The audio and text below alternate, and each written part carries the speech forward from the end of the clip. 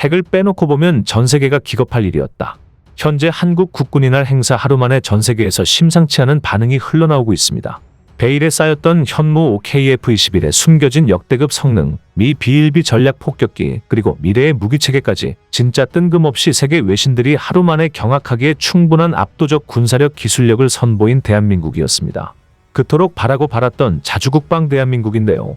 국가방위태세를 타국에 의존하지 않으며 다른 나라의 도움 없이도 자국을 스스로 지켜낼 수 있는 능력이 있다는 것을 전 세계에 증명한 겁니다. 몇 가지 하이라이트 장면이 있었죠. 현무 소개 멘트가 시작되자 서울공항을 가득 채운 시민들의 시선이 모두 한 곳으로 집중됐습니다. 세계 최강 벙커 버스터로 평가받는 현무 실물이 처음 공개되는 순간이었습니다. 현무를 실은 구축의 거대한 차량은 미사일 위력을 뽐내기 충분했고 바퀴 전체를 45도로 틀어서 움직이는 사선 기동까지 선보이며 압도적인 기술을 자랑했습니다.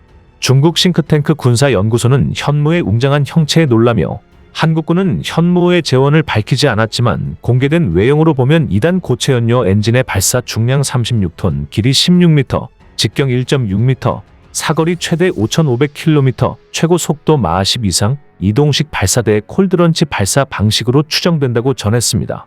미국, 러시아, 중국 등 군사 강국이 개발 운용 중인 단거리 탄도미사일의 탄두 중량은 최대 1톤가량인데 현무의 탄두 중량은 8톤, 과연 최고 위력 괴물 미사일이라는 수식어가 어울렸습니다. 영국 매체 BBC 역시 현무는 탄두 중량만 8톤이 넘으며 이는 세계에서 가장 무거운 수준이다. 파괴력은 전술핵에 맞먹는 것으로 전해진다. 한국군은 북한이 핵을 사용할 경우 현무를 20에서 30발로 평양을 초토화한다는 계획을 세운 것으로 알려졌다고 전했습니다. 해외 밀떡들도 현무를 보고 깜짝 놀랐는데요. 저게 어떻게 탄도미사일이냐, 한국이 ICBM 기술을 숨기고 있음에 틀림없다는 반응을 보이기도 했습니다. 하이라이트는 이뿐만이 아니었는데요. 현무5가 모습을 감춘 지 몇 분 지나지 않았을 때였습니다. 죽음의 백조라 불리는 미 전략 폭격기 B-1B가 서울공항 상공에서 위용을 드러냈습니다. B-1B는 한미동맹의 굳건함을 보여주듯 우리 군 F-15K의 호위를 받으며 서울공항 상공을 빠르게 지나쳤는데 죽음의 백조라고 불리는 해당 전략폭격기는 미국의 3대 전략폭격기 중 하나입니다. 전략폭격기 가운데 유일한 초음속 기종으로 괌에서 한반도까지 2시간 만에 도착해 작전을 펼 수 있고 폭탄 60톤을 탑재할 수 있다는 점에서 상대국 입장에서는 그야말로 공포의 대상인 것입니다. 그리고 빼놓을 수 없는 마지막 하이라이트는 역시나 한국형 전투기의 끝판왕 KF-21이었습니다. 현재 이 KF-21에 대해 놀라운 반응이 쏟아져 나오고 있는데요. 한국이 이날 공개한 한국형 전투기는 KF-21 보람의 기본 설계 최종 영상과 비슷했고 한국이 숨겨졌던 기술을 선공개한 것이 아니냐는 반응이 터져 나왔습니다.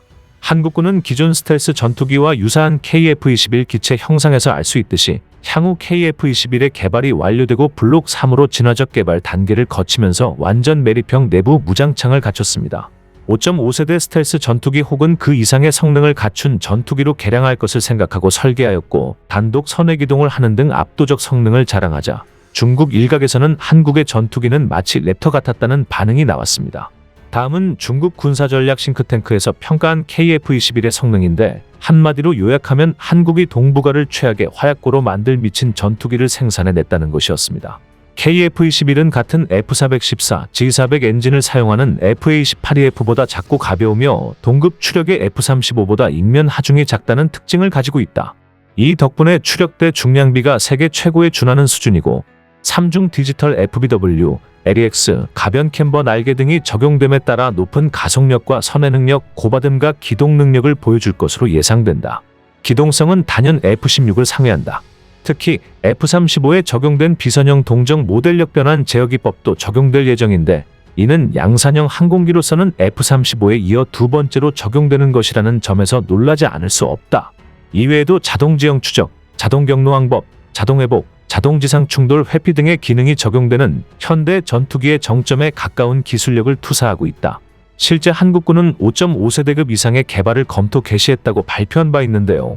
그 말은 즉 KF-21 기반으로 개발 혹은 체급을 더 키운 개발이라는 언급을 보면 호넷과 슈퍼호넷처럼 기존 전투기의 체급을 키우고 설계와 외형을 개선 및 수정하는 형태로 5세대급 혹은 그 이상 체급과 목표를 가진 후속기로 개발하겠다는 것입니다.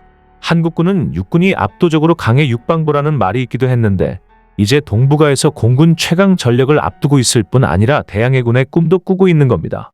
이날 우리 군은 다족 보행 로봇, 자율탐지 로봇, 무인수색 차량, 레이저대 공무기 등 미래 무기체계도 대거 선보였는데 상공에서는 우리 군이 지난 6월 처음 도입한 해상 초계기 P8A 포세이돈도 위용을 과시했습니다. P8A는 현존하는 최신의 해상 초계기로 해상 표적을 정밀 타격할 수 있는 공대함 유도탄, 잠수함을 타격할 수 있는 어뢰와 함께 적 잠수함을 탐지 식별 추적할 수 있는 음향 탐지 부표 120여 발을 탑재할 수 있습니다. 시속 900km 이상의 속도로 비행하며 적 잠수함을 공격할 수 있어 잠수함들의 지옥으로 불립니다. 한편 이날 한국군이 현무 5를 포함해 압도적인 군사력을 선보인 이유에 대해 말들이 많은데요. 여러 외신에서는 북한에게 경고하는 것은 표면상이라고 말했습니다. CNN의 군 전문가 마이클 올리버는 군사력을 숨기기로 유명한 한국이 갑자기 군사력을 과시한 것에 대해 이렇게 평가했습니다. 현재 한국은 양안 전쟁, 트럼프의 주한미구 철수 발언 등으로 정세가 매우 엄중한 상태이다. 그들이 이번 행사로 보여주려 했던 것은 하나다. 만약 중국이 전쟁을 일으키고 미국이 한국 방어를 포기한다면 한국은 언제든지 핵무장을 하고 거대한 현무 5 미사일의 핵탄두를 탑재하여 상호 확증 파괴를 보일 수 있다는 것 과시한 것이다. 그러면서 한국이 과연 ICBM 기술이 없을까? 한국은 누리호를 만들어서 상용화시킨다는 구상을 여전히 하고 있고 이는 독자적인 ICBM 대륙간 탄도 미사일을 만들 수 있다는 소리가 된다. 실제로 로켓과 ICBM은 상당히 많은 유사함을 가지고 있다.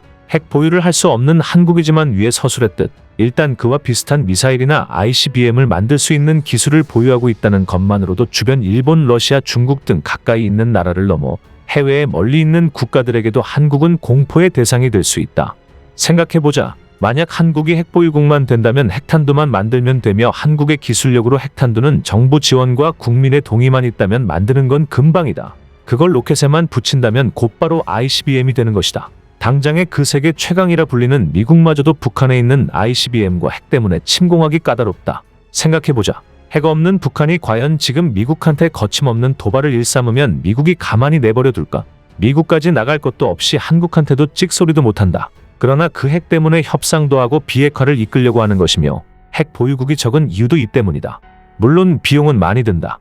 하지만 한국은 충분한 경제력이 있다. 그들은 적국을 계속 감시해야 하고 북한뿐만 아닌 주변국들까지 정찰하며 정보를 수집해야 한다.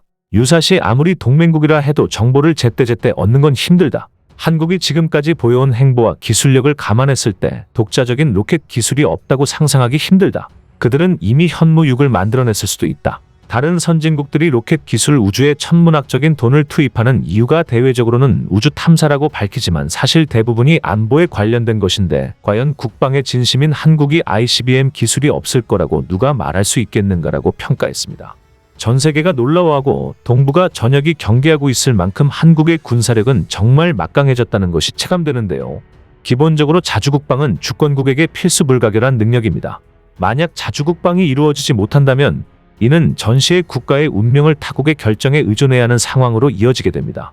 또한 아무리 강력한 동맹이 있다 한들 자국의 군사력 강화를 경시하고 자국의 안보를 동맹국에게 의존한다면 이는 적국에게 이득을 주는 행위이자 동맹국에게 불신을 안겨주고 더 나아가 주권을 타국에게 넘겨주는 행위입니다. 국제정치는 강대국의 힘의 논리와 국익에 의해 이루어지기에 자주국방은 굉장히 중요한 것입니다. 대한민국이 아무도 흔들 수 없는 나라가 되길 기원하며 영상 마치겠습니다. 시청해 주셔서 정말 감사하며 구독과 좋아요는 큰 힘이 됩니다.